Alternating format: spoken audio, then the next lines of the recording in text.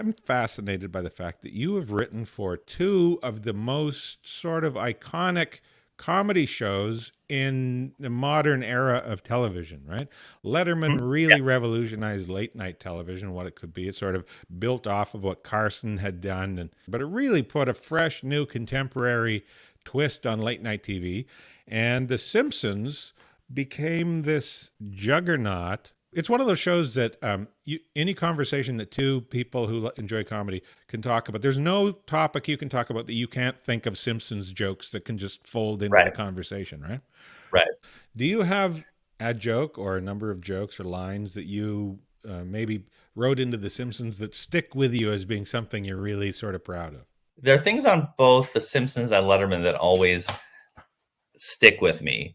I like corny jokes. They just really tickle me. Like one time there was an episode where Marge was scrimping, was trying to save pennies, so she was going to like Krusty Burger and stealing condiment packets Yeah. and then squeezing them out into little bottles for use at the home. And she said, "Yeah, I take the ketchup and I squeeze it into this bottle, and I take the little mustard packets and I squeeze it into this bottle." And Lisa says, "Ugh, do you do it with relish?" And Marge says, "No, I'm actually kind of ashamed of it."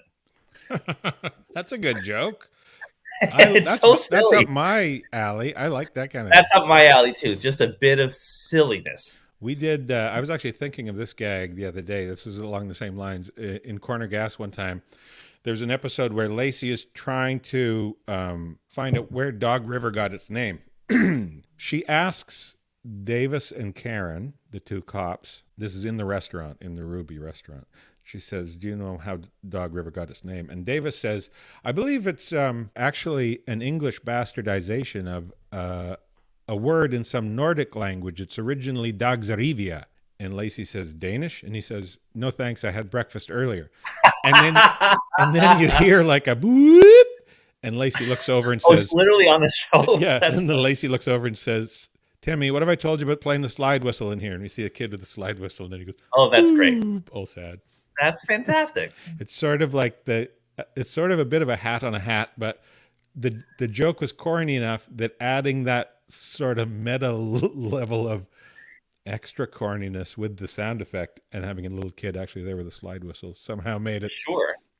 I love a gag like that. And they and you just used a term that comedy writers love to use, which is hat on a hat, Yeah. which is when the joke has one too it's like more than one joke. And usually it's used derisively, but I kind of always like that's if I saw someone walking down the street with a hat on their hat, Yeah. I would find that funny. To what degree do you worry about that at all? Like when you're coming up with something, and as we sort of touched on this a little earlier, where you come up with a joke and then you think that's a good joke, and then you think, hang on, is that just in my head because I heard it somewhere? Am I stealing this unwittingly from somewhere? Do you Sure. ever have those concerns? I do have those concerns. I typically, there's a famous story of Paul McCartney writing Yesterday, and it came so easily that he had to play it for people and say, "Have you heard this before?" Right. So sometimes that means you've come up with something incredible, but yeah, sometimes it seems like you've stolen it. The nice thing about The Simpsons is, as you pitch something, you have a number of people in that room who are comedy encyclopedias, and you're like, Yeah. I love that joke. I loved it best when it was in Annie Hall. You're like, oh Yeah. shit, And yeah, and then the flip side of that is when you're doing a comedy show now, The Simpsons has been on so long, and there are so many sure, jokes per minute on that show. The number of jokes that have come from The Simpsons just into the world in that amount of time. So now, if you're on a comedy show, any joke that you pitch, somebody will go, "Hang, well, didn't they say that in The Simpsons?" That's from an oh, episode of The that's funny. Simpsons. There's almost no joke you can come up with that isn't a bastardization of some, Simpsons Well, gag. there's a famous South Park episode called "The Simpsons Did It," where the boys are trying to come up with their own little cartoon, and they just get frozen because everything they pitch, someone says, "Simpsons did it." That's a show that I haven't watched that much of, South Park.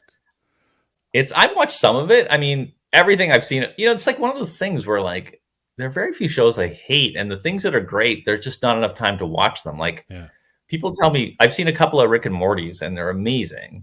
And people will say you got to watch that show, and it probably is great, but who has time? The pilot episode of It's Rick and Morty, I think, is as strong a half hour of television as you can get. Just is a pilot.